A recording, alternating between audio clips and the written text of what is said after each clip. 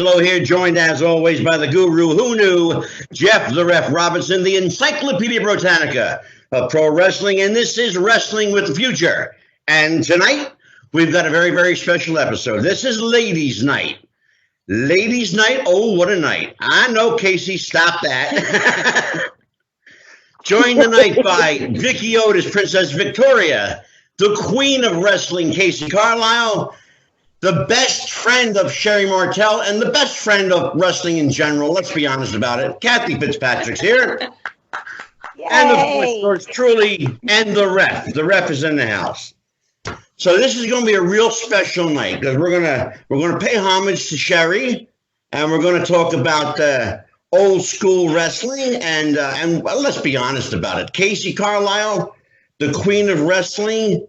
You know, some people call you the Queen of Mean. I just don't see it in you, babe. Me? Mean? What? Never. Come on. No. That's only when there's four ropes, or three ropes on four different sides around me. Otherwise, I'm just syrupy sweet. Let's talk about those. When people call you the Queen of Mean, you were inspired by old school, and you've talked about it on the podcast before. You know, and you gave homage and paid pilgrimage to those ladies that paved the way for you. Who were the ladies? The women? Is it lady wrestler or women wrestler? Let's get that straight. Either one's fine with me, as long as you don't say diva. Oh, I hate that term, Vicky. Oh, I hate that term. I despise it. Lady. Woman wrestler is fine, but you call me a diva and you're walking on the fighting side of me. Which I don't think anybody wants to do. So who inspired you, Casey? Well, you guys know I'm not just saying this tonight. I was inspired by Sheri. I was inspired by Luna. I was inspired by Judy Martin and Leilani Kai and Victoria. I was inspired by everybody who was pre-1988, basically. Moolah, Mae Young, even like Debbie Combs and Cora Combs, and just going way back,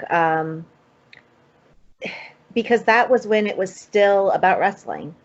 It wasn't about, the shape of your body. It wasn't about your weight. It wasn't about all of this. It was about, and it wasn't even about your gear, which some people could get into these days. It was about going in there and just working and being badass. And, back then it was still the whole special attraction. We were still put into that classification of midgets. It wasn't just, here are some really badass women who can go and who know what they're doing and who are trained and have earned the right. It wasn't about all of that. It was, we have women who are going to be wearing less clothes than you, less clothes in the audience. Casey, that's a real good point. That's a real good point you bring up. It was wrestling. Even if it was special attraction, it was still women's wrestling. And I want to follow that line of questioning.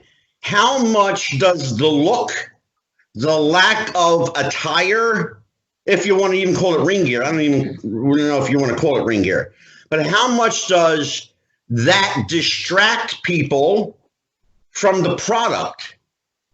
Where is the core wrestling product if you're looking at somebody's outward appearance? My personal opinion is it depends on the person you're referring to. Are they a diehard wrestling fan who looks past all of that and looks at what's happening in the ring and how it's executed and the story that you're telling and the character that you're presenting? Or is it a casual person or the buddy that is at the event with the wrestling fan who's like, oh, wow, those are like size, 38C.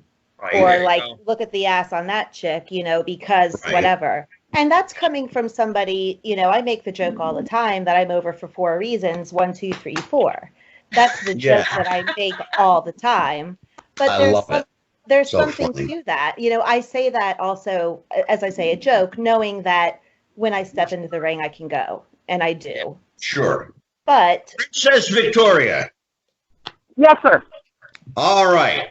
Talk to me about breaking in. First of all, you seem like a really nice lady, a normal woman by all standards. What the hell were you thinking getting into wrestling? And why and how? Say that again? You cracked up on me. What did you say about how did I get into wrestling? Is that what you said? Well, yeah, how and why? I mean, you seem like a normal person. Oh, boy, you don't know me at all, do you?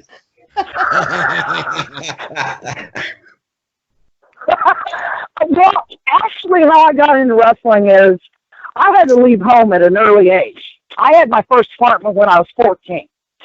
And I moved up to Portland.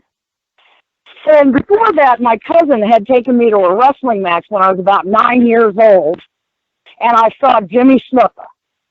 And I still have the 8x10 autograph that he gave me when I was 9 years old. But anyway, back to the 14, I was in Portland. There was the Portland Sports Arena, the Chautauqua Sports Arena, and I started going to the matches every Saturday night. And long story short, about 2 years after I started going, I had lost my job. I had gotten to know Sandy Barr, gotten to know Dale Weir, got to know pretty much everybody, the wrestlers and all. And I walked in one night and I told Sandy Barr, look, I lost my job. I'm looking for a job. So he started having me. I started at the bottom. I was breaking down the ring, setting up the ring. I was setting up chairs. I was sweeping after the matches. And one day, Sandy comes to me. He was running a wrestling school. And he comes to me and he says, look, I got this girl that I'm trying to train for wrestling, but I don't have another girl for her to wrestle with. Will you come be a stand-in? And he was paying me, so I said, why the hell not? Heck yeah. And then I took my first bump. And pretty much from the moment I took my first bump, I was hooked. In my day, we had to learn collegiate style wrestling, takedowns, sit-outs, all of that, before we ever took our first bump. And I was about ready to quit because I got tired of throwing up 2 and 3 times a day during training. Right. Well, it wasn't if you were going to throw up. It was how many times and were you going to hit one of the 4 garbage cans that Sandy had around the ring. Man. And I was, the guys and gals that train today have no clue. And I just about had enough. I was bruised head to toe. I couldn't walk without groaning. And then he started teaching me how to take a bump. And then he started teaching me how to do drop kicks. And all of a sudden it was like, okay, I want to be a wrestler. And Sandy kind of cocked one eye at me and he says, okay, do you realize what that entails? I started running every morning at about 7 o'clock in the morning. At this time, I had moved into Sheri and Sandy's house, along with Velvet McIntyre, and every morning, Sandy would squeeze us a glass of fresh squeezed orange juice, and then we would proceed to run 5 miles. Oh, my God. Oh, yeah. Like I said, the guys and gals today don't have a clue. In my day, you had to pay your dues. Needless to say, Vicki, they broke you in like really the hard way back then, wouldn't you say? Oh, yeah. Well, their job at that time was to find out how tough I was and how much I wanted to wrestle. And how much was I willing to go through to become a professional wrestler? Well, I mean, that tends to be what they did with a lot of. It's interesting to hear this coming from one of the ladies that was brought into the business back then, because it tends to be the story that you hear with a lot of the men that were brought in around that same time period in the 70s and the 60s, 70s, and 80s. They were all kind of brought in the same way of School of Hard Knocks. We want to make sure that you want this more than anything in your life, and that you're going to protect it at any and all cost, which is one thing I think, that now, what brought you, this is Jeff the Ref, by the way, and it's good talking to you again. But what brought you from Sandy Bar, and I know we're going to fast forward here, to Mullah's camp out in South Carolina? Well, Sandy had booked me and Velvet and I. He booked us for about a year and a half. We worked for Ed Moretti. We worked for Don Owens. We worked for the infamous Al Topko. And Sandy came to us one day and he said, "You got two choices. I can't book you anymore, so you can either quit wrestling or you can go to Mullah." And he didn't really want to send us, but he did. And that's basically how I got to Mullah. I had a choice. I could quit wrestling, I could walk away, or I could continue to wrestle, because Mullah was the female booker at the time. I flew down to Charlotte and bunked up with a buddy of mine, and for 2 weeks, he did everything he could to talk me out of going to Mullah's. But I was hard-headed about it, and I wanted to become a wrestler, and I went to Mullah's. Well, really quick, I just want to let all of our listeners know, you were also seen talking about Mullah on the Viceland, or the Vice series that they did on Mullah, where they did the biography and talked about Dark Side of the Ring, Jeff. Yeah, I couldn't think of it. Thank you, Angelo, for the bailout there. You're welcome. And so now you got the training with Mullah and everybody. Now I gotta ask you really quick, just so that our listeners understand. You said she was the female booker at the time. What exactly did that entail? What do you mean by that?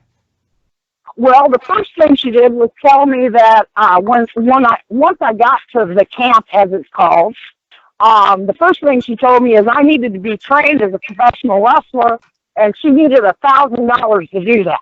Holy hell! Right. Sandy didn't charge me a dime and gave me free rent. But anyway, then we proceeded to go out to the gym, and they were training me, and I couldn't figure out what I was learning new, but I knew I had to pay the $1,000 or not wrestle. True enough. And and everything that was said on Dark Side of the Ring, and I have watched the show several times, everything that I said on Dark Side of the Ring, I stand by. Number one, Mullah is exactly what her name called her. She was all about the dollar. Number two, this crap about taking her name off of the Battle Royal and taking her out of the quote-unquote WWE Hall of Fame, I do not believe in that. Although Mullah and I would seriously have some serious words if she was alive today, she still was a professional wrestler. She still has everything to do with our history. And if you eradicate that, you eradicate everybody that was just talked about. Judy Martin, Joyce Grable, Velvet McIntyre, Princess Victoria, Leilani Kai. None of these people would be known if it was not for Mullah booking us. Vicky, I got a question. This is Angelo here. Hello, Angelo. How are you, sir? I'm wonderful. Depending on who you listen to, Mullah was the greatest thing since sliced bread, a wonderful woman, a bitch, or a pimp, depending on who you listen to. You knew this woman well. Yes. Who was Lillian Ellison? Who was the fabulous Mullah? Okay, there are two different, distinct personalities. You have Lillian Ellison, who is a sweetheart, calls you hon, and if you can help her, if you've got that dollar, she's going to treat you like $1 million. But if you're one of her girls that she's making money on, and you're naive like I was, she's going to take you for everything she can. And that side was the fabulous Moolah. Did she deserve her reputation? She deserves her entire reputation. She deserves the people. She deserves the people who love her, who she treated well. She also deserves the name thief, because she did steal from each and every one of us. And Judy Martin proved that, went to a lawyer, showed her book, because we all kept a book about our bookings, what we got paid that day, how many miles we drove. And Judy Martin had her book, and then she got some copies of some checks that were sent from New York to Moolah, and there was a very large difference in what Moolah paid us out of those checks and what those checks were actually written for. Does that explain it? Yeah, it sure does. It sure does. Go ahead, Jeff. I had a question actually for Kathie here about Sheri. Sheri was with Moolah, but wasn't like part of her camp necessarily. Would you say that's true? Well, in the beginning, I know she was part of the camp. Okay. Yes, she was. Yeah. and then she kind of broke out on her own, or yeah. Now how? Well, I don't think Casey knows this, but I knew Sheri very well when she was at Moolah Hill, and Moolah actually put the screws to Sheri. Yeah. Really? And yeah, I know that story. And, yes, and Sheri was smarter than I was. When Moolah put the screws to her, she went out and she called the boys. She got in contact with Buddy Rose. She got in contact, with all her friends, her male friends in the business, and she turned into the great Sherri Martel. Yep. Now, and Moolah, I used to lay out on the dock with Sheri, and I've seen Sheri cry many a tears because of the way that Moolah treated her. Yep. Now, I got a question for you, Casey. Can you imagine you having to break in this way? Like what they're describing? I mean, that whole... I broke in 1998, and even as long ago as that was, it was still so different from this time period that we're discussing right now that I'm absolutely enthralled with just sitting here listening to, by the way. No, even then, it's such an interesting perspective and shift, because for me today, I'm one of those people who's like, the people breaking into the business today have no clue. They don't know what paying their dues are. They don't know what earning it is. They don't know what it means to be stretched and to be tested. But at the same time, people who came in when I did don't get what it was like when Victoria came in and Sheri, because even by then it had morphed and changed to that extent. So it's like there's all these different eras. And I think progressively, people coming into the business today certainly don't have the challenges and so forth that I had, but at the same time, I didn't have what she's referring to that extent at all either. So it's just this constant morph of, the business and all that goes into it, really, sadly. Now, Victoria, I got a quick question for you. Something I've kind of wondered about. Two questions, actually. First one would be, do you think it was right for Moolah to have named herself as the female women's champion? I know she controlled all of the ladies and she controlled her bookings and all that. Or do you think that maybe she should have let somebody else maybe get a run with that instead of a 28-year run that she had with the belt? I mean, do you think that maybe she should have let somebody else get a run with it at some point? Well, actually, the 28 years is a fallacy. Okay. Because Sutex Green stretched Moolah in Texas and took the belt away from her, and Vince Sr. had to buy the belt back because Sue wouldn't drop it back to her. Yeah, I had heard that before. That's true.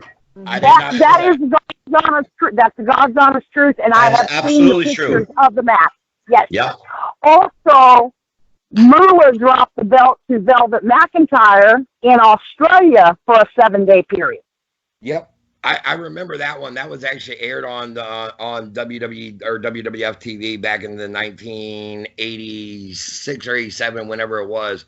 Now, Yep. you are credited with being you and Velvet are credited with being the very first ever female WWF Women's Tag Team World Tag Team Champions. What led to you guys getting that championship? I mean, did Senior just come to you guys and go, "Here you go, you're going to be graced with the belts"? I mean, what led to him having you guys as tag team champs? Well, when I first went to Moolah was throwing Velvet Night of the Wolves. We were wrestling these dark towns.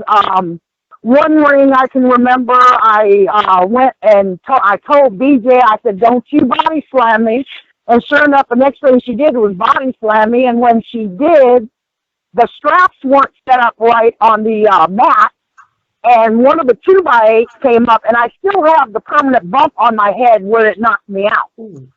Jesus. And and then lo and behold, we got booked in New York, and we got booked by Vince Senior. And it seems like from the first day that we got booked from Vince Senior, the tag team belt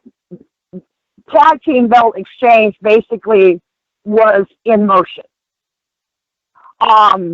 Joyce Grable, I believe, wanted to quit wrestling for a while and take care of her family. Wendy Richter was going, they were moving her up with Cyndi Lauper, so they needed a new set of champions.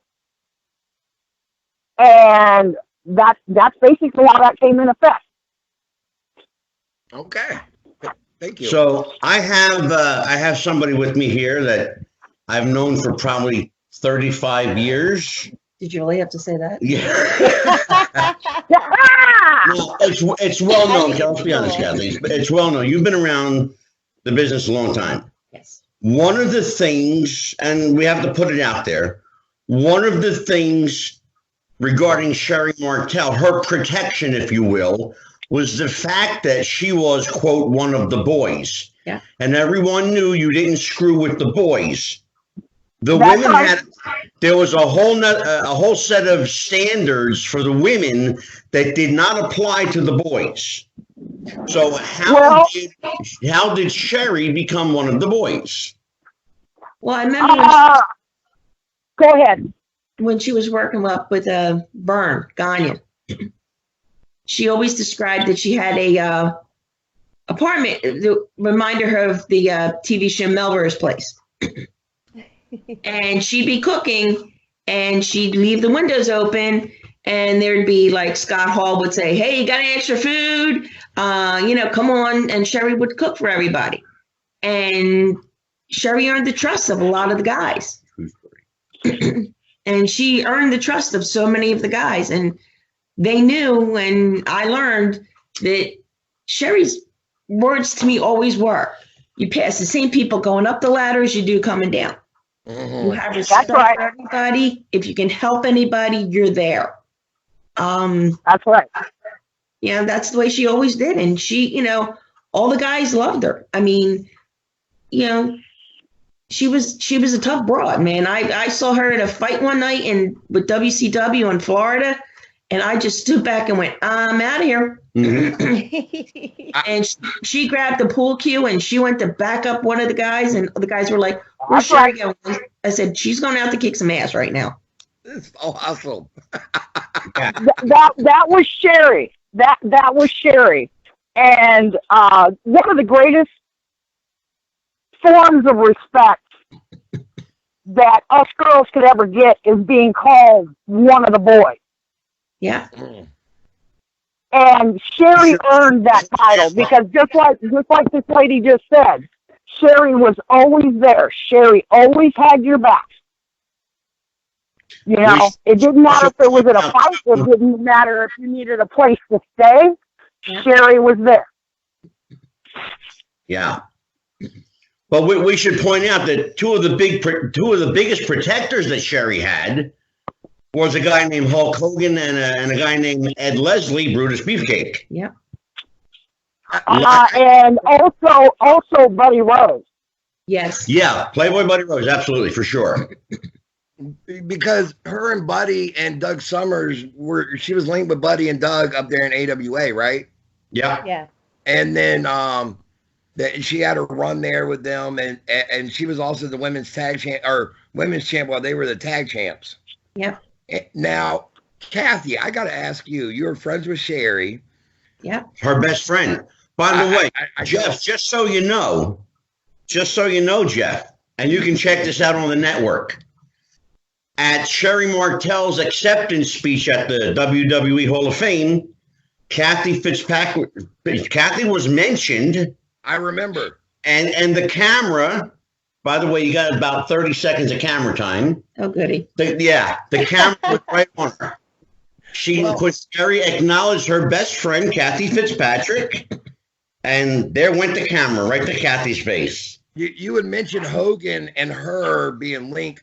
Hogan used to wear her out on TV. I mean, and she would bump for him like there was no tomorrow. I mean, like a pinball. I mean, she was in there just. I watched a match with her. I think it may have been the one she's talking about down there in Florida.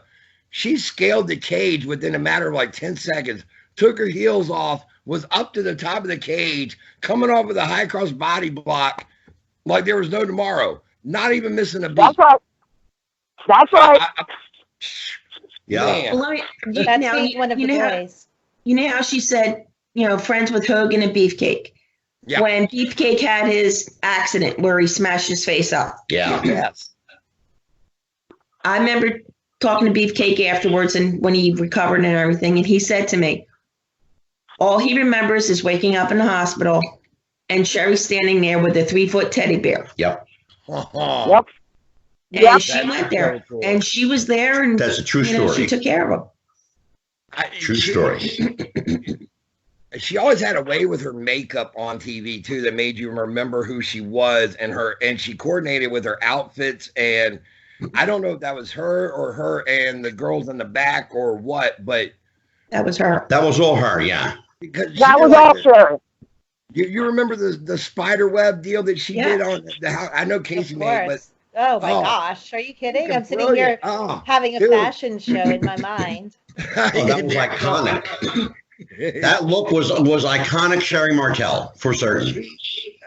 Oh man, I just Not to mention she was part of. I don't mean to cut you off, Jeff. I'm sorry. No.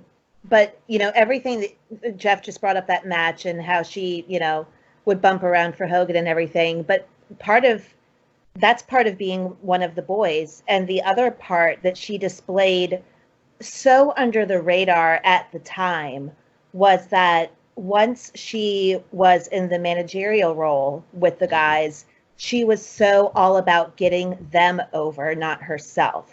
She was so good at highlighting them and making it about them and just complimenting them. So, I mean, here's a woman with such a storied history and career of her own.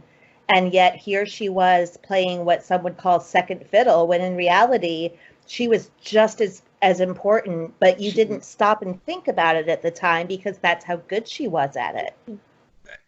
I mean, if it weren't for her, Macho Man wouldn't have been made as the Macho King, because she really helped develop that character, with her being the queen, sensational queen, and him being the Macho Coming King. off the big baby face with Elizabeth. I mean, what is the other? Yeah. You go from Elizabeth. What is the antagonist side of that? The heel side.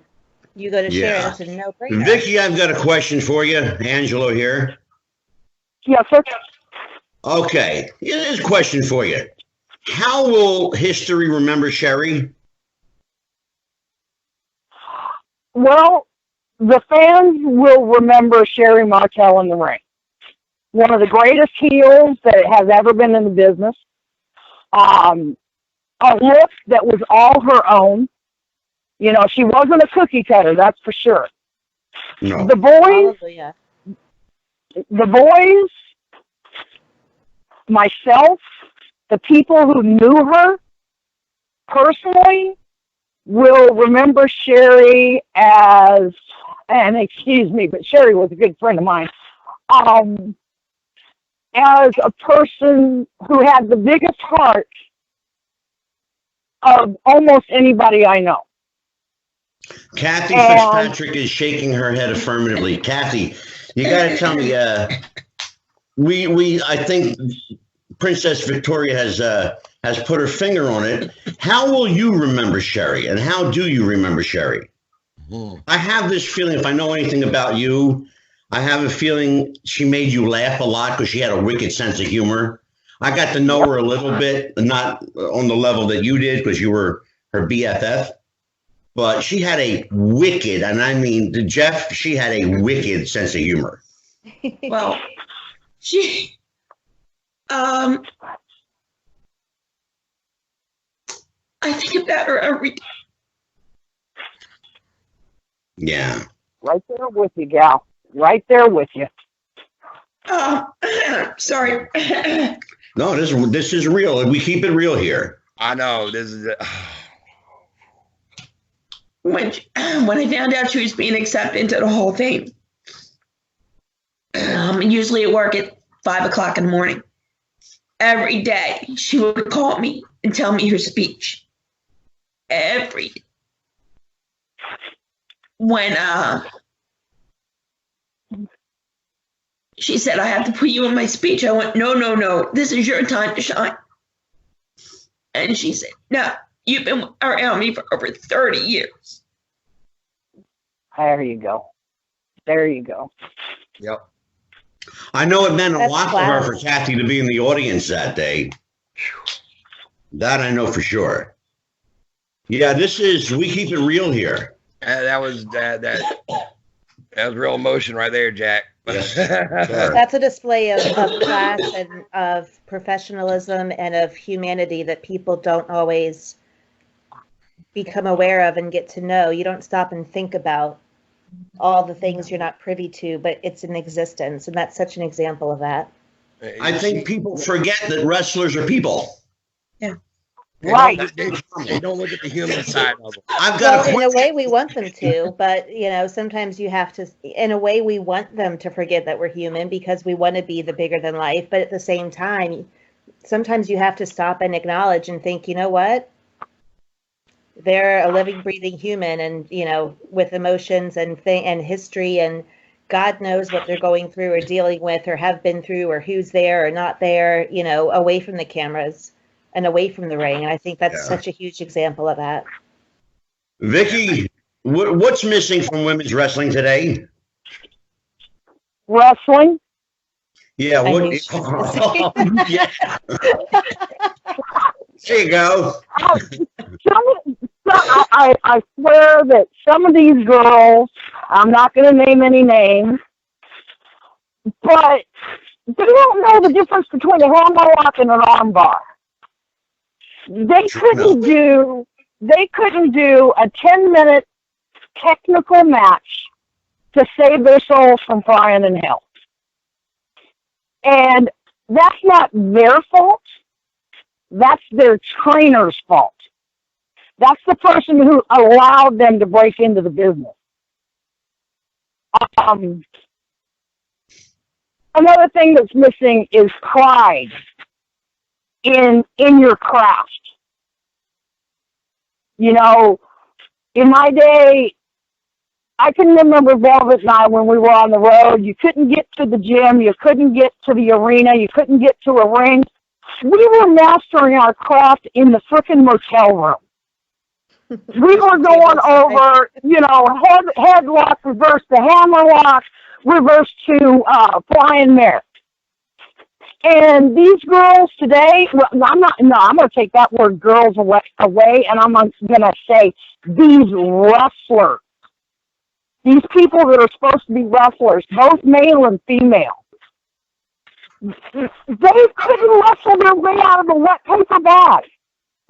and it shows because the only thing you see, almost the only thing you see in the matches anymore is I got to get my this in, and I got to get my that in, and I've got to do this, and I've got to do that. And you got guys and gals in the dressing room discussing a 10-minute match for 2 hours. And they're going over Oh my God. You know, move. They're going over every single move from the minute they lock up. I have to tell you, Vicky, that's been my biggest pet peeve is the expression, I've got to get my shit in. I hate that. When I'm in the back with the boys, oh, that drives me nuts.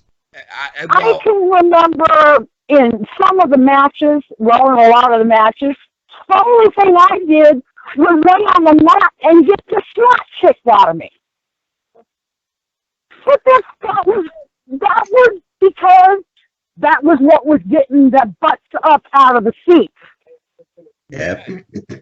They've lost the art of, some of them have lost the art of storytelling. Casey, I don't know if you know this or not, but you actually met Victoria one time there in VCW when we brought you in and you faced Baby Doll's daughter. You actually got to meet Victoria that night. So yes, I actually yes. Oh God, what is Baby Doll's daughter's name? Samantha Starr. I remember that night. Her name's Michaela. Samantha Starr. Yeah. Yeah, her shoot name is Michaela. Yeah. But yeah, I remember that night. yeah. That was probably one of the first matches that I went to, and I met another wrestler who has become a real wrestler, and that's Brandon Scott. Do you remember him? Oh, Casey? sure. Yeah. I've known Brandon since he was 12 years old. Jeff knows Brandon very well. Have you watched? He is doing, I am so proud of him. He walked up to me that night, and I'm really dating myself right now, but he looks like Davey from the Monkees. Yes. He does. And I looked at him, he looks like Davey Jones from the Monkees. I watched him grow up, and she's absolutely, I'm not kidding, since he was 12. That's how long I've known him. Right. And he walked up to me, and I looked at him, I said, if you talk in an English accent, I said, I'm done. And I watched him that night in the ring, and I saw technical wrestling, I saw psychology, I saw selling, I saw everything that you don't see today. And I told him that night, I said, Brandon, I said, mark my words, if you stay on this road that you're on right now, you're going to the top. The only thing that I could see that would possibly be stopping Brandon right now would remotely be his size, and that isn't even really that big of a drawback these days. So, and no, when I it's say not. size, I'm talking his height. His height. What? Oh yeah, he was like what? 4'9"? But well, I do believe that you may have been a little bit taller than him, Victoria, but still, I mean, by the way, just to let you know, he is a 2-time VCW heavyweight champion, and we turned him heel, and he is a brilliant freaking heel. So he's really come into his own. You gotta send me a link because I've only seen him as a baby. I will most Victoria. Now, I had a comment to tell Kathie really quick about Sheri. Go ahead, Jeff. Go ahead. That Shawn Michaels put her over for when he became a singles wrestler. Mm-hmm. He said a lot of the boys didn't accept him as a singles wrestler. They were looking at him as a pretty boy stripper, whatever you want to call him. And that they a lot of times didn't want to sell for him. And he would lean over to Sheri and he'd say, Sheri, they're not selling. And she would say, throw them out here to me, Shawn. And Shawn would toss him out. And he said she would start kicking him in the ribs and then really raking her back. And she would start raking her back. And she would say, now either you can come back out here and deal with me or else you can get in there and sell for the kid. That was all it took. One story I'll never forget was when she was in WCW. That was old school, and the old rule was if they won't sell, make them sell. Go ahead, Kathie. When she was in WCW with Booker and Stevie. Yeah. She had to do a match, and they went over it, and who was it? Buff Bagwell was supposed to throw her in the corner and start hitting her, putting the boots to her. Right. Well, no one's really sure what happened, but he did something to really piss her off. I know what he did. I know what he did. She proceeded to throw him into the corner and started kicking the crap out of him. To the point where he was going, no, Sheri, no. And Booker and Stevie had to pull her off. I love it. One thing I don't know if everybody knows. When Sheri started working with any of the guys, Sean, Ted, Randy, Booker was single at the time, and and any of them, she always called their wife first. And said, I want you to know it's going to look this, but there is nothing there. And that was the way she, exactly. And she's like, it's work. One quick story I remember it was Sean out in Hershey. She got done her match with Sean, and we were in the locker room. And the old Hershey Arena was, you had little locks on the door.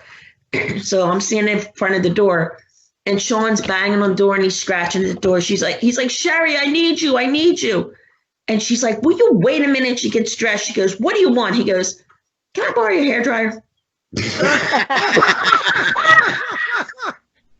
One night when she worked with Randy, when she worked with Randy in Philly, it was Randy and her against Warrior. Oh, I know this story. Go ahead. He gorilla pressed her and then dropped right on the mat. Mm-hmm. So I'm standing in the back and they're carrying her back, and I'm thinking to myself, now I've been around the business for years, but she sold so great.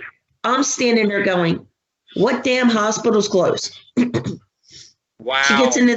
She gets in the locker room, and Tony Gurria comes out and he says, you're Sheri's friend, right? I said, yeah. She goes, she wants you. I walked in. I went, hey, what's up? She goes, hey, can we give Randy and Kurt ride back to the hotel? And I'm like, I know that story. I'm like, are you all right? She goes, yeah, I'm fine. It's an easy bump to take. I went, yeah, okay.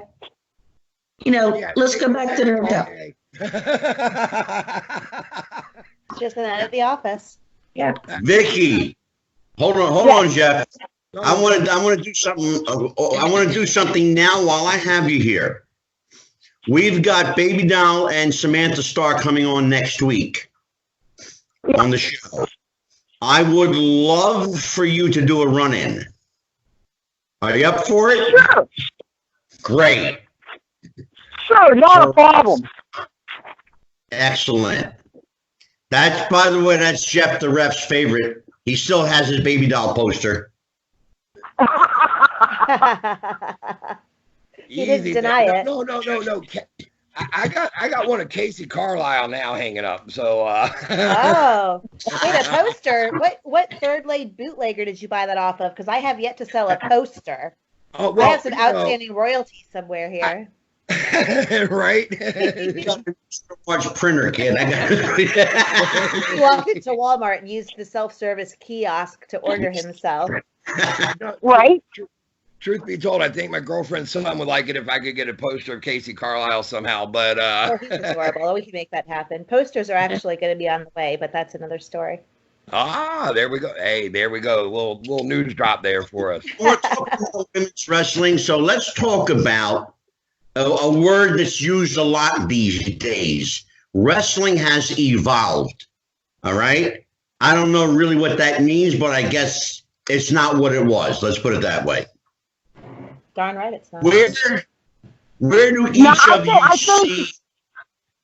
Well, I was going to say, where do each of you see wrestling for women's wrestling evolving? Where is it? Where's the next stage? The next chapter? Where do we go next? Well, I'll stick my 2 cents worth in there. There you go. This word evolved is missing a consonant. It's missing the word D because it hasn't evolved is devolved. But on my web page, on my Facebook page, on my fan page, and when I go to the matches, I listen to the fans, which is something a lot of promoters and a lot of wrestlers aren't doing these days. And what I hear is they don't like this evolved wrestling. They want old school wrestling back. I hear that. Overall, yeah, they want to be part of the story again. They want to believe. Mm-hmm. They want to, when you throw somebody into the turnbuckle, like I saw in January of last year, a friend of mine, Cameron Starr, threw his opponent into the turnbuckle, and the guy hit the turnbuckle. His feet were up off the ground, and he hit the turnbuckle so hard that it moved the ring 6 inches. And the entire crowd, including myself, went, ugh. And I believe that with the independent wrestling that's coming out today, I believe that wrestling is doing its 20-year turnaround. And if you watch the history of wrestling, it does this. I believe we're going back to old school wrestling. Okay, there's a question here for you, because you segued me right where I wanted to go. Will we ever see a return to kayfabe? Yes, it's already started. With a lot of the independent groups, they've gone back to, you don't tell your opponent the next day on Facebook, hey, great match, buddy. Can't wait to see you tonight. That's not allowed. You're not allowed to walk out of the arena and get in, baby faces don't ride with heels. And, it's all going back to where I came up. And I do believe kayfabe is coming back. I don't believe it's dead. I believe it's barely breathing, but I don't believe it's dead. Go ahead, Casey, your take on all this. I have a slightly different take, although I'm completely in favor. I think anybody who knows me, you guys know, I'm dying for those days. From where I sit and from my perspective, it's slightly different than what Victoria just said. I don't necessarily, to me, kayfabe and old school are at this point in time 2 different things. Because kayfabe, got thrown by the wayside years ago, but the old school style and the old school method of conducting yourself and thought process still lives on. It's just that kayfabe itself, if you want to use that old cliched, the curtain's been pulled back, it's hard to close it again type of thing. But my perspective is a little different in the fact that I don't see promotions controlling the workers to that extent. I don't see promoters and promotions saying you can't walk out of the building together, you can't go on Facebook, on Twitter, on whatever, and bro down with your opponent. I think that is coming from the workers, or even a step further, I think that's the responsibility of the workers too. Like, the promoters should be promoting that, should be asking the guys like, hey, can you not undo all of the hard work we just did out here? We've laid the groundwork. Casey, I got a question for you right along that same line. The promoters, how much responsibility do your promoters have in protecting what you guys are doing? And why aren't they doing a better job of protecting that? Well, that's where my opinion differs with something Victoria said on something else is, to me, sometimes it has this feel of promoters listening to the fans too much in some aspects. A lot. Okay. Not from an in-ring booking, the in-ring action perspective, but how many times do you log online and instead of promoters doing their homework, scouting people, who's a professional, who has good work ethic, who's going to promote the event, who's going to be on time, It's about, hey, who are you guys marking for on Twitter right now? Right. And then that's who they book, because they think that's who's going. There could be a fan 300 miles away who's all about worker A, and then the promoter books them because all these fans here like them. Meanwhile, the people in the area being promoted don't know this person at all. Kathy, how do you feel? Chime in over here. Well, all right. I've been in the business. I've trained and said, forget it. Because I give all the women so much credit because I'm like, no way. Ain't doing this. I agree with Casey and I agree with Victoria. On Casey's point, I agree totally that old school should come back. I used to love watching Buddy Rogers, Dustin, Dusty, I loved watching those guys, but it's totally different. I used to be able to watch shows and just sit there like, oh my God, this is great. Now, if I'm lucky, I last a half an hour. Now listen here, baby. Have you tuned in and watched my book? I knew he was going to do that. And they are turning up over here on AEW. They're going to be live in Atlanta, Georgia, the Night Daddy, down there in AEW. My boy. Oh my God! If you say Dusty's name, Jeff goes into Dusty mode. It's just automatic trigger. I am dying for old school to come back because that's me and that's what I do. You don't see me jumping off the top rope. You don't see me twisting and twirling and being an acrobat or a gymnast. You see me being a wrestler, Well, you're a heavy mat wrestler, Casey. How think so? I do. I think you're a heavy mat wrestler. Here's the thing though. With what you do and what you bring to the game, is it hard for your opponents to keep up with you, and do you have to walk them through? Do you have to, in other words, coach them as you're working them? Yeah. Jeff just answered you. Yeah. No, it's the way that you worded that is interesting, and here's why. Because a lot of times it's not the question of can they keep up with me, it's are they willing to not do the same 40 things they're used to doing? Because there you go. It's not about keeping up when it comes to working with me. It's about, I understand that you like to do this, and this, but why do you want to do it there? Why do you want it to happen at this point in the match? And here's why I feel as though, yes, that's a good idea, but can we put it here because it makes more sense? That's the challenge with working with me because I'm so over the top. I tell everybody it's not about doing the moves, because when my nieces were like 6 years old, they were in the ring replicating what they saw me doing. They knew how to do the moves. It's not about doing the moves. For me, it's about, why do you want to do that at this point in the match? Why that and why now? Really good point. For me, it's the psychology.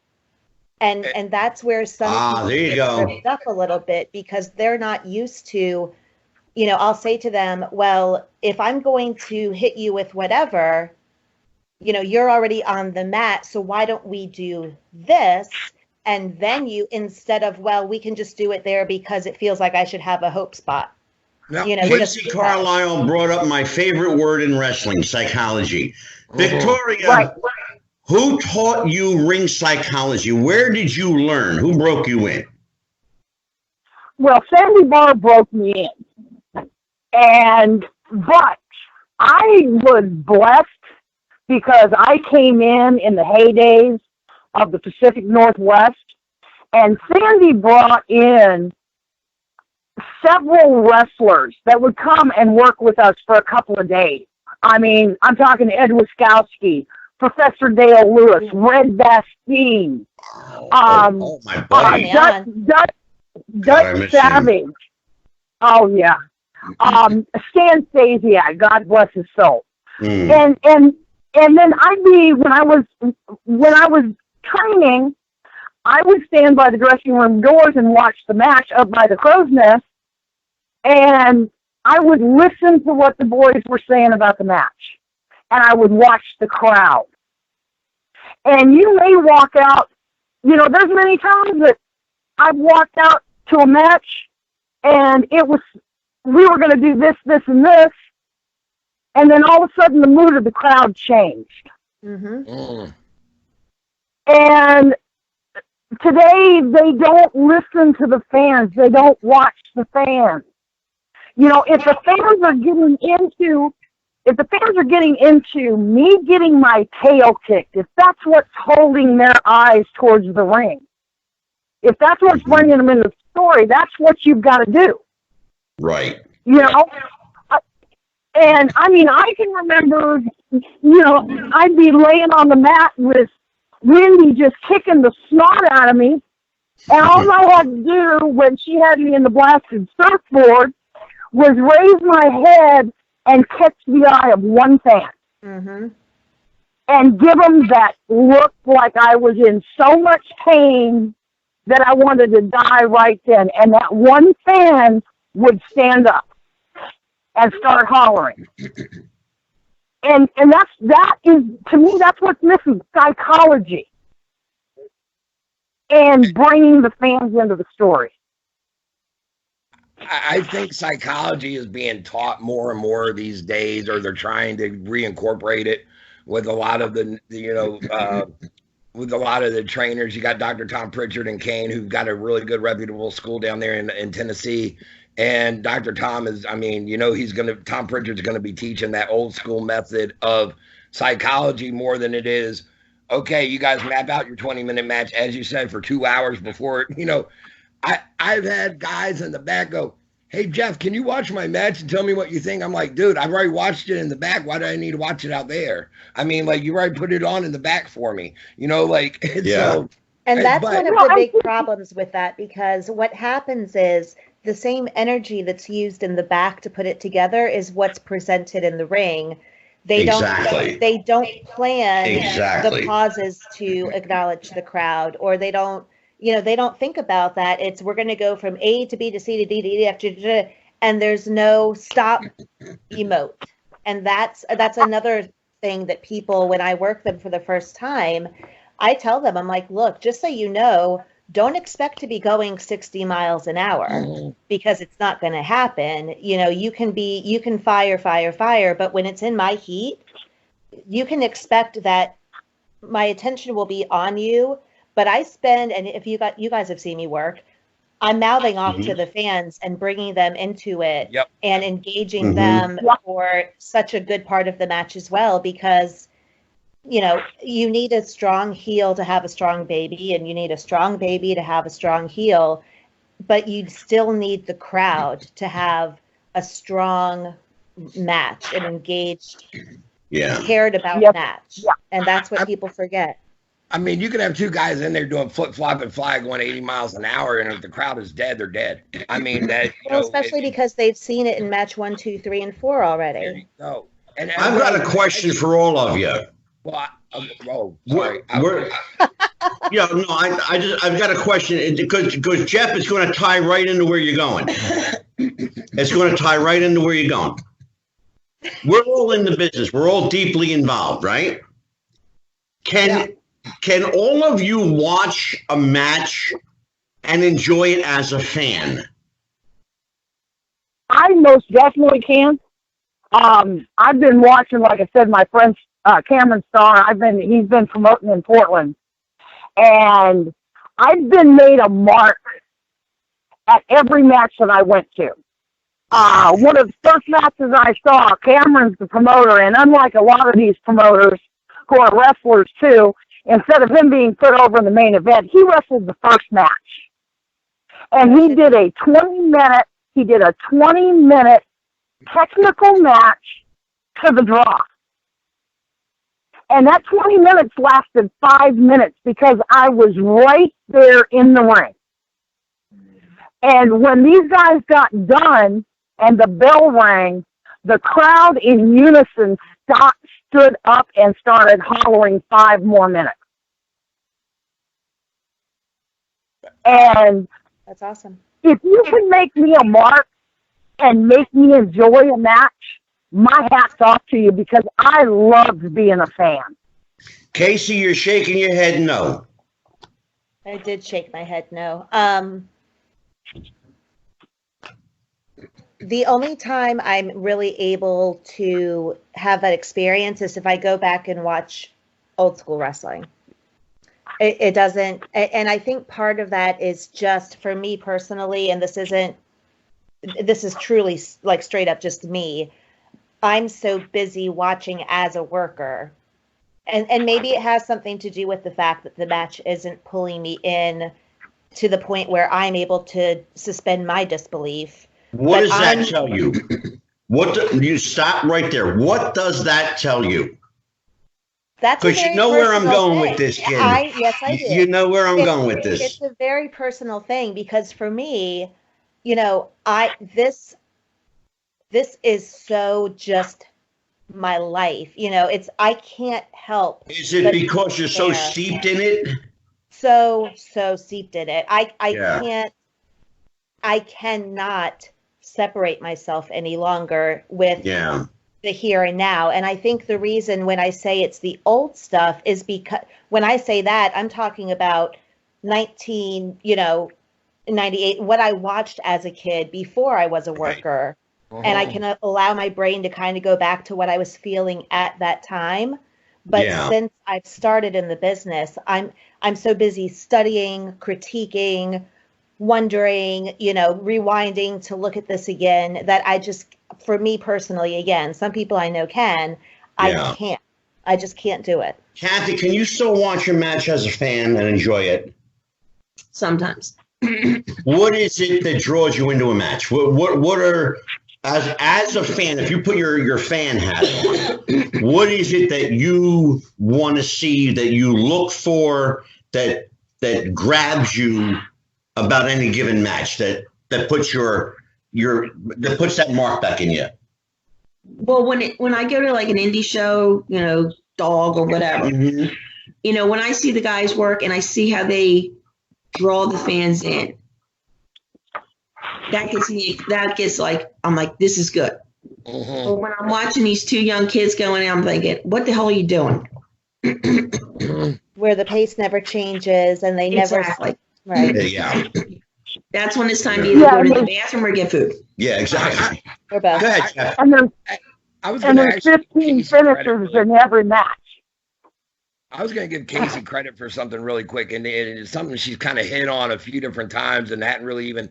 I know she isn't one to pat herself on the back, so I'll go ahead and give her kudos.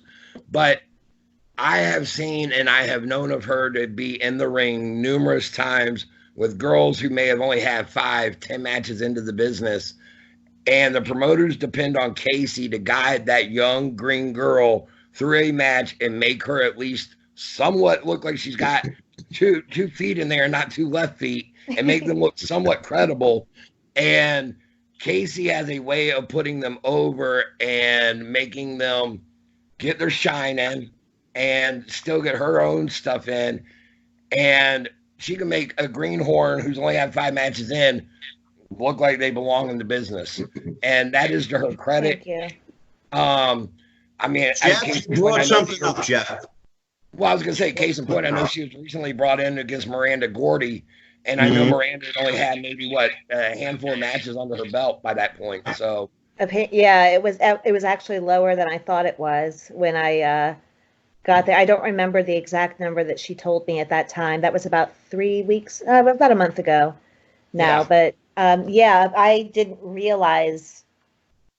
I want to say she was maybe 10 or 15. Here's a question for you, Casey, and for you, Vicky. What's the difference? Because Jeff brought it up, putting someone over.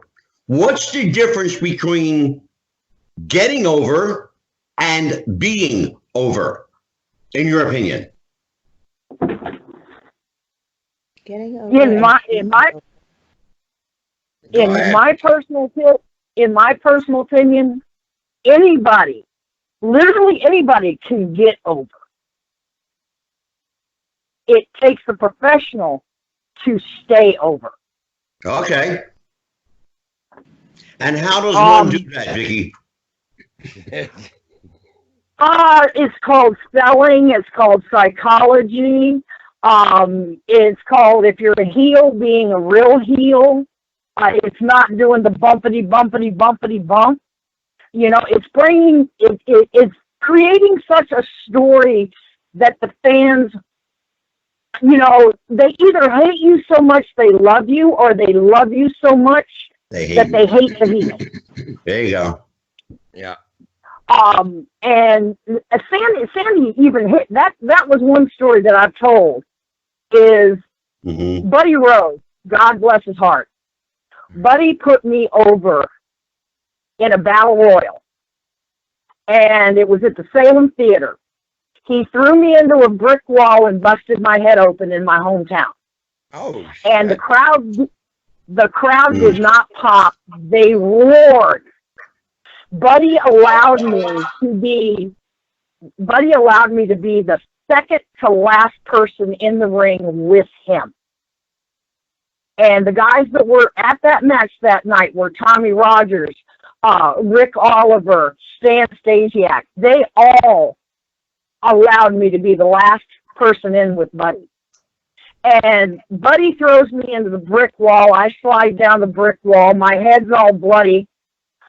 And I get down to the dressing room, and I'm all excited, you know. I thought, oh man, did you hear him? Sammy says, yeah, you got over. Now the work begins. You got to stay over. Vicky, what happened to all of our baby faces? Where have all the baby faces gone? They all turned into tweeners.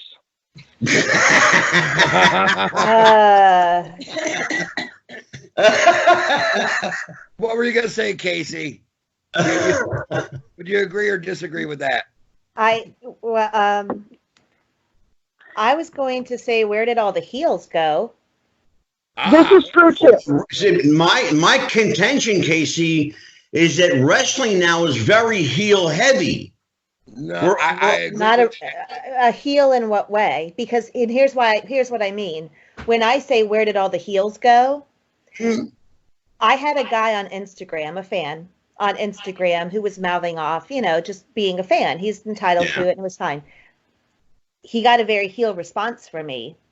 Dude got all pissed off and, you know, started cussing me out and everything. Here I am I'm trying to support you and you're going to talk to me that way, because they're used to workers speaking to them as though they're equals or like they're buddies. They're used to having normal people conversations instead of, you know, the fans have become conditioned to, oh, and I'm using myself as an example. This is not a real example. Oh, I know that Casey will hang out with me and talk to me we're going to have a beer together at the bar. So I'm going to do this during the show, but she's not really a heel. And so they don't really respond to you as a true heel. Yeah. And since we're talking about women's wrestling, is there a difference in the response for the women as opposed to the men? Are the dynamics different because you're a woman who happens to be a heel?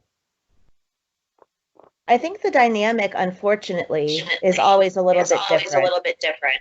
Because how do you even the playing field, or can you? I don't know. And this is the statement that's going to get me heat and have people think that, you know, I'm a complete asshole. Women. It's okay, you're a heel. You can get away with it. Well, you know, I really am. That's the thing. I really am heel. We're in the middle of the women's revolution, the women's, whatever you want to call all this crap that's happening. That being said, women still want to be treated differently because they want people to buy things off their Amazon wish list. They want to sell the merchandise. They want the quote unquote, you know, and the guys want the sales too, but it's different, and people can say it's not, but it is. Women push things like that in a different manner, you know, like it's just a different approach. So you can't talk out of both sides of your mouth of I'm a heel, but then I'm turning around. Hey, if you buy this for my birthday, I'm going to give you a free photo or something. It's just different. So the dynamic becomes different when people start behaving differently, and live it out. Be a heel and don't care about this particular fan or how they're receiving you. Be a freaking heel of, in the business. I don't know if I'm saying it well, but No. Actually, you're saying it quite well. It's actually something me and Mike talked about today on our sidebar that me and my co-host Mike Keller, we got something called the Rest Roundtable that we do, and we were talking about this actually very subject today briefly, and I had mentioned about Sammy over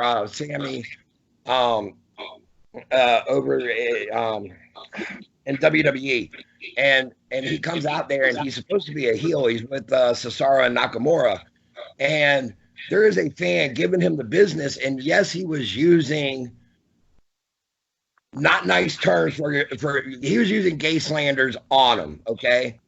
And Sami the fan Zayn, was the fan was using it against Sami Zayn. Okay. He was calling him the F word. I ain't gonna go there on our show. I'm trying to be as PC as I can here.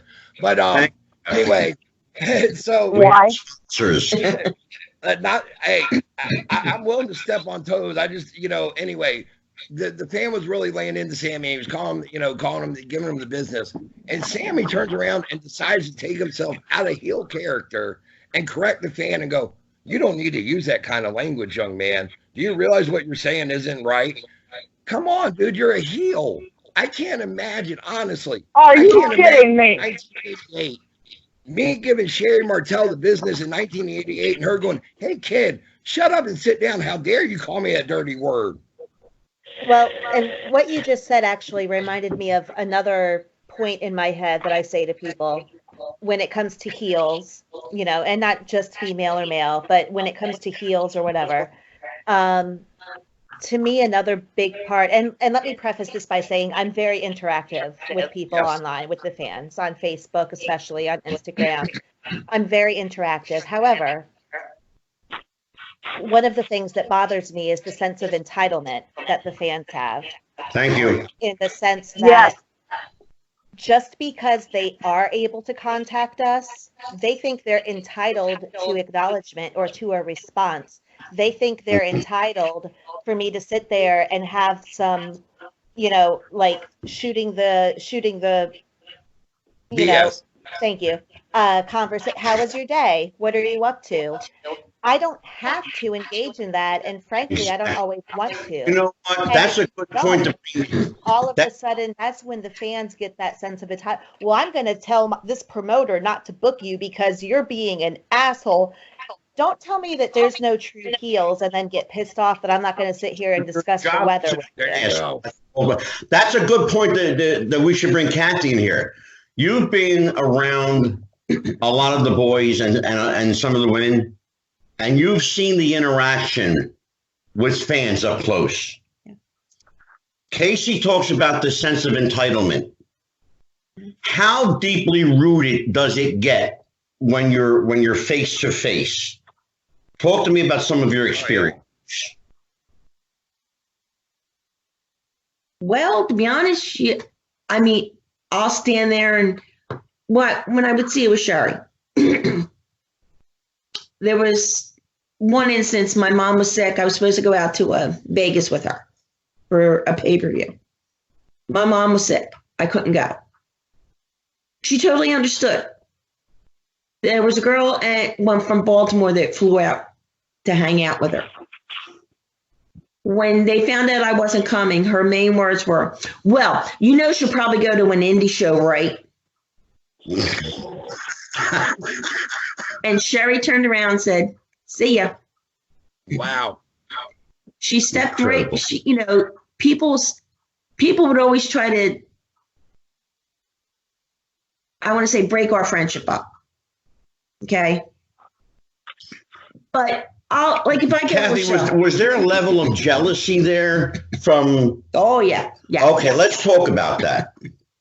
And I'm asking you because I know the situation. So tell me a little bit about that. If I would go someplace with Sheri, somebody would come in and say, "Oh, Sheri, come over, hang out with us." I'd be like, okay. And Sheri would be like, "Well, no, come on, Kath, come on." Sheri would always include me in everything. A lot of the people that wanted to be Sheri's friends wanted to use her for money, for free tickets, for whatever. And exactly. I mean, people made comments when I was out at the Hall of Fame with her. "Oh, Sheri paid for your ticket?" "No, I paid for my own." Why does it matter? Exactly. Sheri was It's none of their business. Exactly right, Vicki. I mean, there was time Sheri flew me when I was working ECW in the early days, and Sheri came in a couple times. I worked the ticket, Jeff. That's all I did. I don't care. You pop me up. Come down to Alabama. She was working with Cornette down there and Tracy Smothers. Okay, so we went down, and people would, assume that I was just a hanger-on with Sheri. It was never that way. No, they knew each other for 30 years, for crying out loud. They didn't know your relationship with her. I got a quick question for you, Kathie. What was it like if you guys, let's just say it was, I don't know if you were ever interacting with Sheri during a WrestleMania weekend, but a pay-per-view weekend where you had maybe mass conglomerate of fans at the same hotel you guys were at. What was that like to have, for her to deal with them when you two were just wanting to go out and party, or not party, but have a couple drinks with just best friends? I mean, how did she handle the fan interaction in addition to dealing with you as her friend without telling them to go F themselves at the same time? She probably did tell them to go after themselves. Well, she did at times, Vicki, yes. Yeah, exactly. No, she would always be there, and she would say, she would always gracious with the fans. Always gracious. But then there was a time where they would push it a little too far. There was I know you're going to kill me for this. You're looking down going, "I'm killing you for this story." There was a young man in New York that wanted to be with Sheri. Okay.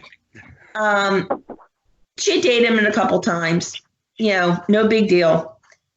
The ECW was doing a show in New York, and we were getting on the elevator to go up. He goes, "Oh, can you give this to Sheri?" Well, it was a dozen red roses and a card. So, of course, the elevator door closed, and my friend goes, "Let's open the card."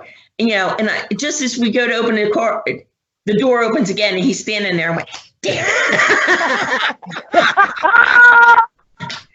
But we get upstairs, and I give her the flowers and everything, and she's like, "Who the hell's this from?" And I told her, and she went, "Oh, God." Well, I was working with the show. I walked outside. He turned around and told security, "She doesn't work. She's not with the show. She's not supposed to be back here." So I go to walk through, and the security goes, "Excuse me, you can't go back there." Well, he didn't realize that Ron and Don Harris were there. Oh, shit. Mm-hmm. Who are my cousins. Yeah. And he went, and I said, "They let me back." Ron goes, "The hell they ain't." And we walked back, and he's standing there looking, and I walked over and went, "You know what? You can have your relationship with Sheri, whatever, if there is, if there isn't. We're friends. You ain't ever breaking us up." Right. Now, I wanted to actually touch on something that Casey was touching on earlier, that she hit on briefly, and it is what a lot of the women in the business today are doing, the independents. Mm-hmm. And Yeah. Casey's credit, she has not gone here yet, but they will get a Patreon page, or they do the Snapchat, the adult Snapchat version, Why are you saying yet about that type of thing to me? No. I don't think that you will. I mean, when I say I shouldn't have said yet. I apologize to you. What are you doing to this woman, Jeff? Hey, Tracy, if you need some backup, I got you. What I was going to say, where I was trying to say was, if Casey did want to open up a fan Patreon page, she may want to, not necessarily like a lot of these girls are doing. And what do you make about that, Casey? I mean, I know you hear about it. I know you have to. Well, of course I do. But to that point,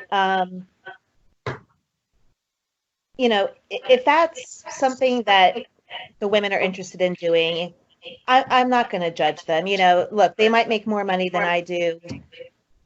To each their own. They can market themselves the way that they see fit. You know, I'm not going to sit here and say there's a right way or a wrong way. I'm just going to say there's the way that I believe in or the way that I conduct myself.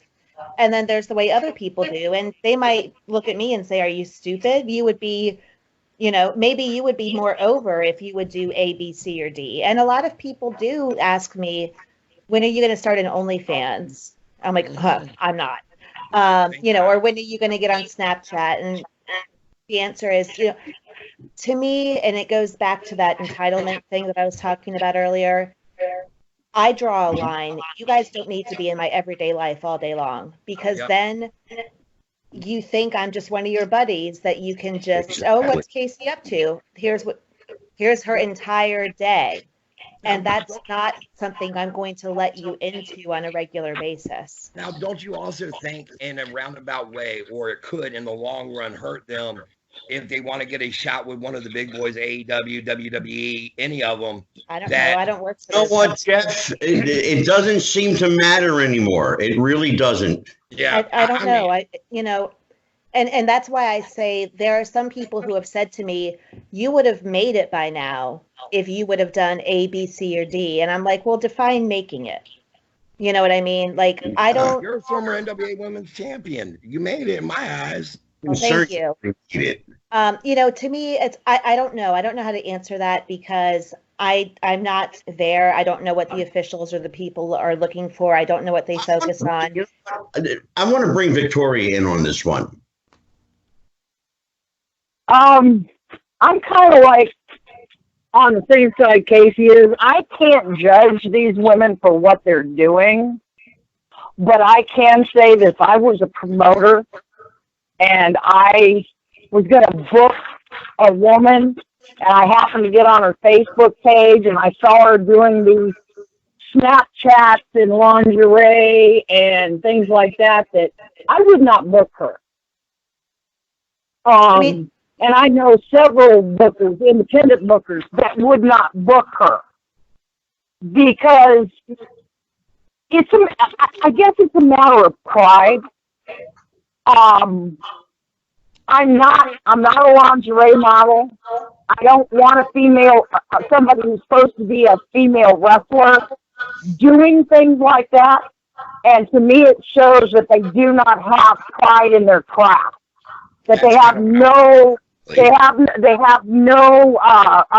confidence that their craft can get them over, and that they have to do these extra things. Now, may I elaborate on that? Just for me? Please, Casey, yeah. Here's where my mind is just slightly different, and here's why. Let me explain. I first and foremost and forever will be a professional wrestler. I don't claim to be a model. I don't claim to be a spokeswoman or anything. I am a pro wrestler, and that's what I do. Amen. That being said, thank you. That being said, I just had a photo shoot 2 weeks ago, and I posted the first photo from that shoot tonight. It has nothing to do with wrestling. I'm not in my gear. I'm not in a wrestling ring. I will be posting other photos from it. I have posted a photo, I don't know, it was a couple of months ago. I posted a photo, it's a mirror selfie where I'm wearing, I think, like a little pair of boy shorts. Jeff knows which one I'm talking about. A little pair of boy shorts, you know, and a tank top. Of course, Jeff knows. Of course he does. That's the poster he has. You know, that doesn't per se have anything to do with wrestling. So I'm not I'm not saying that you can't market yourself in other ways or you can't show different sides of yourself. But for Right. me, my focus for every photo shoot, not in the ring, not in my gear photo that you see, I'm promoting the events I have coming up. I'm promoting the podcast I'm a guest on. I'm posting the promo shots that I have taken of me or action photos from the matches that I've had. So to me, there's a mix, and a mix is necessary so it doesn't get Absolutely. stale. So you're reaching new people. Maybe this photo that's not wrestling related catches somebody's eye, but then they become a fan of mine and start following my career, etc. Absolutely. There's the balance. I think that there's a level of class presented in what the photos that you take versus what I'm talking about that other girls are doing. Jeff, you bring up You took the words right out of my mouth. You took the words right out of my mouth. It's all about class and quality. And your pictures, Casey, are a lot different than what some of these girls are doing. That's my point. Well, to Victoria and Casey's point, there's a little bit of, what we used to call cheesecake, a little tease. Yes. Female. Yeah, show them enough to get them interested, but, don't give away the whole cake, Right. It's like I think the day that I quit watching the WWE, it hits right on this. The girls, they were over in Kuwait, and Triple H was playing Santa. And there was supposed to be this contest about whoever won the contest was going to be Santa's little helper. Well, the girls came out. I'm expecting a wrestling match. They take off their coats, and they've got 3 triangles and butt floss. I mean, you could literally see in entirety their entire butt. And then they proceeded to dance, do a dance-off, and the only thing that was missing was the pole. And a lot of these ladies are doing this because they think this is what it takes to get over. And like I said, Casey, your pictures and what you're doing is a whole lot different, I think, than what he's talking about. Yeah, and she knows what I'm getting at there on that. That's why I said it's a level of class versus a whole nother spectrum of now maybe if I had the body to be able to wear 3 triangles, we might be having a whole nother conversation, but I don't. Because they would I doubt that very seriously. I'll say this, Casey. Trust me, Casey, you got your fans out there. You really do. But anyway. Well, I'll tell you what, Jeff. We covered quite a bit of ground tonight, but we really have. We definitely have to warrant part 2 for this. Oh, I think we could do it night. I think we could do a sit down with all 3 of these ladies one-on-one anytime. I mean, Kathie included. For sure. I mean, just let's get everybody's plugs in. Victoria, how can people reach you? How can people book you for an appearance? Give us all your pertinent info, your Facebook, your Instagram, Twitter, whatever you got. Well, unfortunately, I'm also old school where that's concerned. I don't do Instagram or Twitter, but I do Facebook. I'm on Facebook under the name Vicky Otis. I'm also on Facebook with Velvet Knives fan page. It's Velvet McIntyre and Princess Victoria. You can contact me through private message on either one of those sites. And I've also got some really nice T-shirts for sale. So if you want a T-shirt, I've got one with my autograph on it. Yep. All right. Casey Carlisle. I want a Victoria T-shirt. Casey Carlisle. Casey Carlisle. I am on. I have 2 Facebook pages. I have my Why is Jeff laughing? I have my profile page, and I have my fan page. The profile is Casey Carlisle. Facebook.com/Casey Carlisle. The fan page is Facebook.com/Casey Carlisle fan page. I'm on Instagram under Casey Carlisle. I am on Twitter. I'm not very good at it, but I'm trying to be better. But I am there. Thank you. At Casey Carlisle. And of course, and my website, which is www.caseycarlisle.com. My joke is I tell people if you spell my name correctly and you Google me, you're going to find me because everything is just straight up under my name. And it's spelled Casey Carlisle. Carlisle, like the town in Pennsylvania. The man's name, Carl, and Isle, like an island. There you go. The one everyone misspells is, well, not always, my first name. Sometimes I get a Y in my last name, but. And how can we reach Kathie Fitzpatrick? Oh, no. No.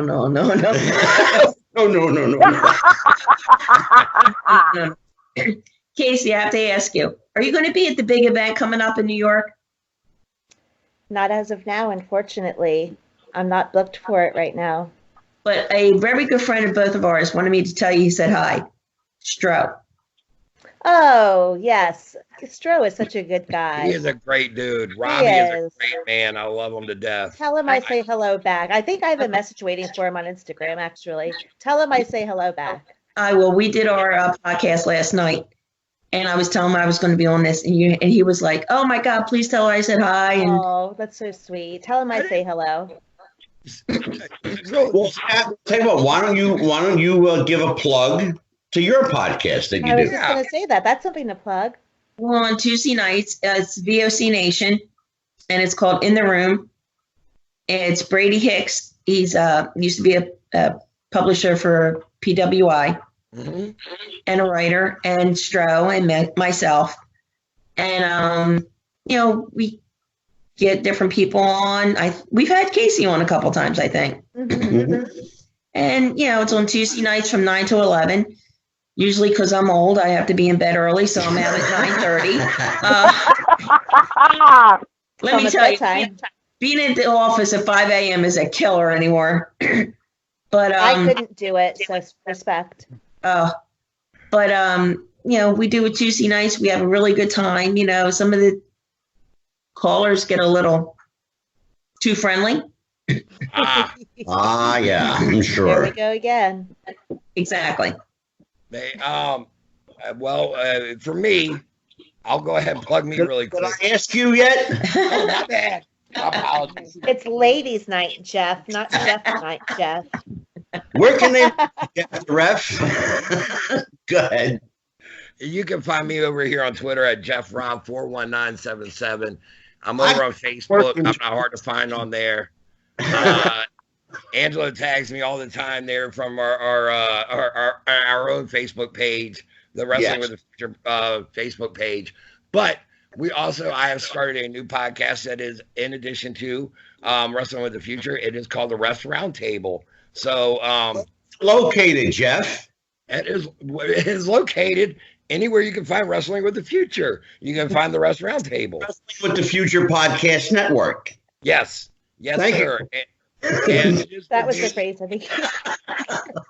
It is with me and my best friend, my childhood best friend, Mike Kelleher, who has known me since the third grade, and me and him, we just do, we're gonna have to start having some guests on from time to time. And back up a minute. All right, hold on.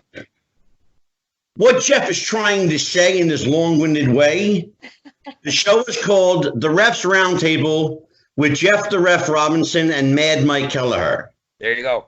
Kelleher can be seen on Legacy List with Matt Paxson all across the country on your PBS station. It's a great show. He is the stuff guy. Yep. On Legacy List. And Jeff's next episode of the Refs Roundtable will air tomorrow. I previewed the show. It's a great show. And they actually hit on some of the stuff that we Casey, you It's just, he took like 3 minutes trying to put it over, and now you just have to do it all over. I was trying to hold it in. I should have covered my camera. Go ahead, Jeff. No, Jeff. I think we're losing control here, slowly but surely, Angelo. Brother, we lost control when the wheels are coming off. I do want to say really quick also, a quick plug for Vicky. There is a game, a card-based tabletop game out there that has her character likeness in it. It is called is by Phil Singer Games. It's called Legends of Wrestling. It's a dice playing game that you can play with either one player or two player. If you think that you can be a booker, here's your chance. You can book your dream matches. You can have Princess Victoria taking on Sherri Martel. You can have, any number, there's quite a few of the legends in there. And I just want to give that a quick plug because I know Victoria. Okay. Can I back that up with another plug? The T-shirt that I've got for sale is my likeness, the artwork that was created for that particular game. Yep. And also something kind of funny was I messaged Vicky and I said, "Hey Vicky, you're going to be part of this card game that I play all the time." And Vicky goes, she goes, "What the hell? What are you talking about? Who's using me?" I mean, she starts kind of promo on me, and I'm going, "Whoa! I'm just telling you, I was looking forward to it." I'm sure you remember that one, Vicky. You're killing me. Vanguard. I remember that. Okay, we got VCWs coming up March the 14th. We're going to be at Hampton High School, where Brandon Scott will be taking on the champion Gino for the VCW Heavyweight Championship. And as our special guest, we're bringing in the one, the only, Sergeant Slaughter. This is a fundraiser for the Hampton Crabbers. They can go to vcw-wrestling.com or Vanguard Championship Wrestling on Facebook. Get all your ticket info there. Trust me, you'll like it. You like old school wrestling, you'll love some VCW wrestling. All right. And for Wrestling with the Future, Dog Pro Wrestling. The next event is February 29th in Little Egg Harbor, New Jersey. It is Big Trouble in Little Egg Harbor. Jaden is presenting an amazing event that night. It will benefit the Edward Thornton Community Center in Little Egg Harbor. Again, that's February 29th. Bell time is at 7:30. Go on dogprowrestling.com for more information. Breaker Morant, the champion, will defend his title that night. Our buddies Vinny the Fixer and Patch will defend their tag team championship. And speaking of Vinny, he is with Malwa Wrestling. That's Mid-Atlantic Wrestling Alliance. Is it Alliance or Association? Alliance. Mid-Alliance run out of Berlin, New Jersey. I want to throw a plug in for Vinny. We are now, thank you fans, at 350,000 downloads plus. And, Sweet. I cannot thank our fans enough, nor can I thank our sponsors enough. Speaking of which, Al Forno Restaurant. Jeff, I'm going to smack you. It's not just me that breaks into hysterics. We lost the show. Al Forno Pizza and Restaurant. It's at 1535 Holland Road in Suffolk, Virginia. Any Friday night, any given Friday, just look in the corner. You'll see a guy hiding behind the menu. That's Jeff. Jeff, speak. Well, we are having an amazing spaghetti and meatballs are to die for this week over there. They are homemade meatballs. You cannot beat homemade. Angelo, the owner, greet you like family. In fact, his family is there to greet you. Yeah, there you go. That's the truth. Right. And what's your favorite again? You said was the fettuccine. No, what was it? The tortellini. I get the Alfredo with tortellini stuffed Alfredo, or tortellini stuffed with cheese and Alfredo sauce and shrimp, and the dish is to die for. Yeah, corn and nothing shrimp. You're talking about food that I can't eat because it makes me like 3 times the size I should be, so I don't eat it. Oh my God. I mean, we got our plugs I'm in. trying to drop weight, man. Now I'm sitting here thinking about driving to Suffolk for dinner. Well, we got our plugs in. Casey, do you got any matches coming up in the coming weeks? Well, wait, Jeff, I still have to get our stuff in. My bad. Wrestling with the Future, Facebook.com/Wrestling with the Future. Twitter at Wrestling Future. We don't have an Instagram yet, but I think we're going to do one. I think we're going to do Instagram. I've been thinking about it. So we're going to hit up an Instagram here in the next week. We have merch. We have our first shirt out. It's available first. The first shirt will be available. Let's see what today is. Wednesday, next Monday. The shirts arrive on Monday, and they are available in large, extra large, 2X. And I had a special shirt for Jeff. They threw in as a freebie. Jeff, don't give me that look. Smiled. Yeah, but when you smile, it means trouble for me, brother. God. I'm just in a good mood tonight. I'm sorry. Yeah, because Casey's here. Oh, wait, that's Kylie's thing. Hey, give me this, Casey. Oh, you shit, I swear. We are on. God, I'll get through this. We are on Google Play, Spotify, Stitcher, iHeartRadio, iTunes, Podbean, Podbay, Tumblr. We are on Twitch TV, Daily Motion, YouTube, and as Jeff likes to say, the fillings in your teeth. Right. So you can find wrestling to just find us. We're everywhere. We're like horse shit. We're everywhere. For Jeff the Ref, Casey Carl, Victoria, and Kathie Fitzpatrick, I'm Psychic Medium Angelo. Thanks for joining us, everybody. Good night, and we'll see you next week. Goodbye, everyone.